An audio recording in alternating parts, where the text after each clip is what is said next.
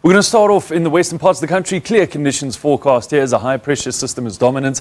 We're seeing wind speeds between about 20 and 30 kilometers per hour along the coastal areas of South Africa. And if you are in the northeastern parts, well, expect just a little bit of rainfall. It's going to be over the far northeastern areas of the country. In conjunction with the interaction between these low and high pressure systems, which we're seeing, we're also going to see fog patches developing along that eastern escarpment and into parts of the eastern interior as well. So if you find yourself traveling through these, please be very, very aware and please drive cautiously. Bronkhorstspruit peaks at 29 degrees for today, as does Johannesburg and Pretoria up at 32 degrees Celsius. Now, we are expecting just a little bit of cloud cover through the Gauteng province there. That does get a little bit thicker as we move into Limpopo. Partly to mostly cloudy skies here, isolated to scattered showers, and temperatures ranging from the high 20s to the early and mid 30s. In Mpumalanga, expecting a warm day despite that cloud cover as well. 30 degrees forecast for Skukuza. Temperatures of 27 in Ermelo and temperatures of about 28 in Secunda. So going to be a fairly warm day. Emalahleni even up there, 29 degrees Celsius with partly cloudy to mostly cloudy skies, showers and thunder showers there. No more rainfall forecast as we move south in towards KZN though. It's going to be a dry day here. A little bit of cloud cover though, a little bit of sunshine. Temperatures up around the high 20s for the most part. Now, temperatures warming up into the Eastern Cape, up to about 34 degrees in Willamore. Temperatures of 26 and 27 for East London and PE, respectively, and in the interior, temperatures well into the lower 30s.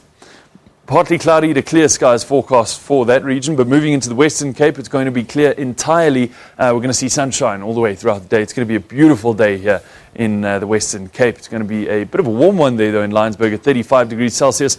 Mossel Bay is at about 24. Temperatures up at 23 in Cape Agulhas and 24 in Cape Town. By the time you reach Vredendal, temperatures up to 29 degrees, and they keep climbing around the interior of the Northern Cape here.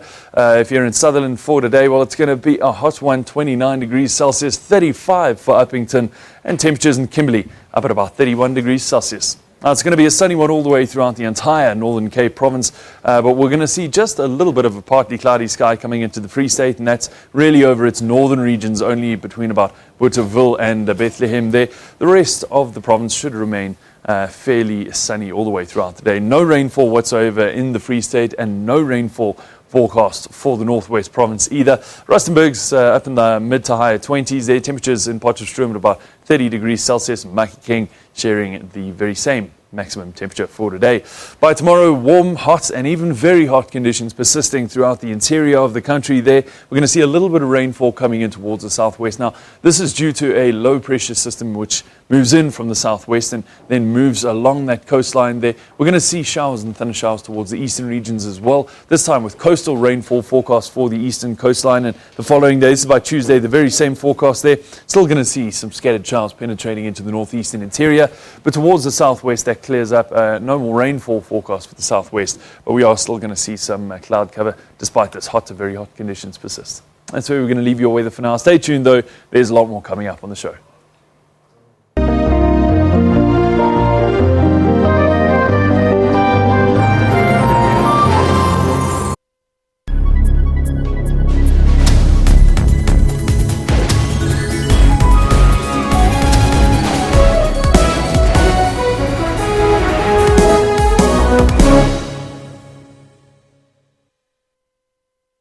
Police found powerful military explosives when they swooped on a house in Springs on the Gauteng. Some of the weapons seized at this house included rocket-propelled grenades, rifles, and even rounds of ammunition. All military explosives that we found that you cannot obtain a commission.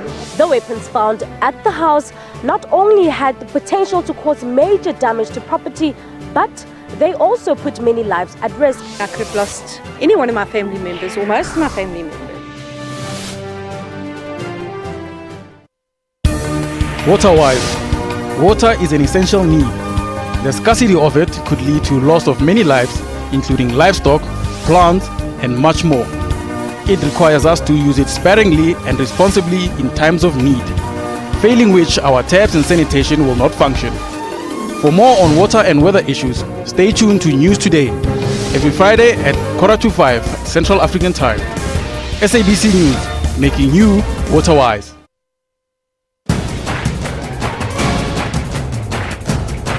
What is a national anthem and why do we need national anthems?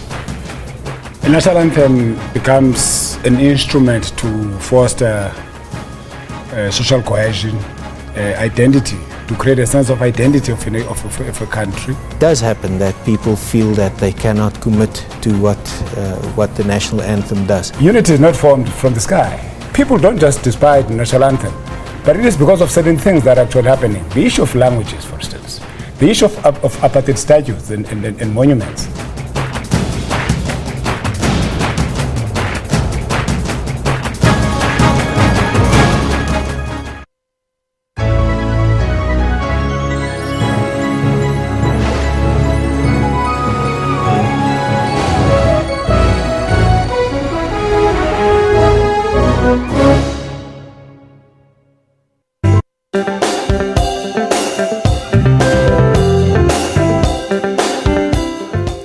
Welcome back, you're watching Morning Live. Now this morning's book feature falls into the youth fiction category.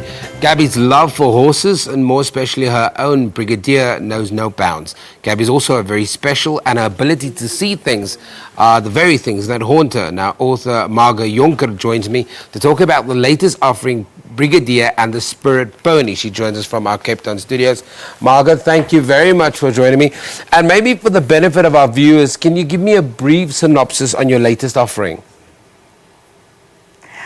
Yes, it's about Gabi that has to go on a holiday with her strange father, and she doesn't want to go anywhere without a horse. So she, her sister, Alex, she organizes this journey, and they choose the Knysna forest because there is horse riding trails. And they all go off with the horse to Knysna, to the Harkerville forest. There's an interesting real-life dynamic here because Gabi and her father, Ben, are estranged. Alex is willing to create a relationship with Ben. Then there's also the fact that Ben and Claudia don't get along. Then there's the other issue that Ben brings Val onto this holiday and that Alex eventually brings Jinx along. And, you know, there's some real life dynamics here, especially when young people have to deal with divorce. Yes, that was one of the themes that I wanted to pull into my 12-year-old world without preaching or without telling anybody what to do, but like a spectator. So that's how I viewed Alexandra's interaction with her parents and manipulating her sister with the horse. Yes. But you've also created characters that are very strong. I mean, you know, I can only imagine that if a young person is going through an issue of divorce and you meet this man once a year at a spur for a lunch, and now you're going away on a holiday with him, that it brings up other issues. Yes, thank you for knowing the story. This is great that you've read it.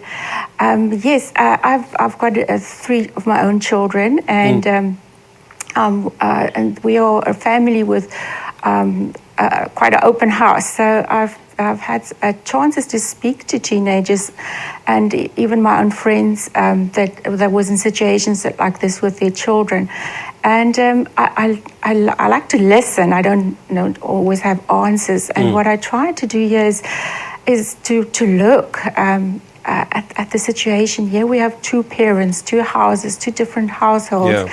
And then I realized some teenagers, they cruise through this because they go for a lovely relationship with the one parent and the other. But sometimes there's a lot of manipulation in the middle. Sure. And if the parents doesn't look at this, one child can get away with a few things. And this, I'm just being a little bit naughty here and trying to show from the child's perspective what possibilities a clever girl can do, getting away with a few things like a belly button ring. For sure, that she knows her mom and Marcus would be completely against. Talk to me about the characters, because Gabi is a very... Am I lost? Can you hear me, Marga? Yes, I can hear you now. Yes, I can hear you now. Gabi's a very strong character, but she also at the same time has this deep love for Brigadier. But then she also has these visions and these things that she has the ability to see. Which of the characters in your book was the favorite one for you to create? Because I'm not even talking about the owner of the venue that they're staying at. She herself has abilities and she's gone a little bit off the path. Then there's Val, who seems to be this really free spirit to Ben. And then there's Jinx, who seems to just come in at the right time. Whenever there's a little bit of tension, he kind of has a one-liner. So which one was the favorite character to create for you? Gabi was. Also, you know, to sketch the relationship between the girl and the horse, and what the horse does for this Gabi that tries to stay calm. She hates the fighting, and she hates she doesn't like any tension between people. So Brigadier is her island where she feels safe and calm, and where she can be herself, and where she doesn't have to be part of manipulation and fighting. And so I like that. But also, when you have such a safe place, it's also a place where you can let go of what is bothering you. And that's the thing that I adore about horses.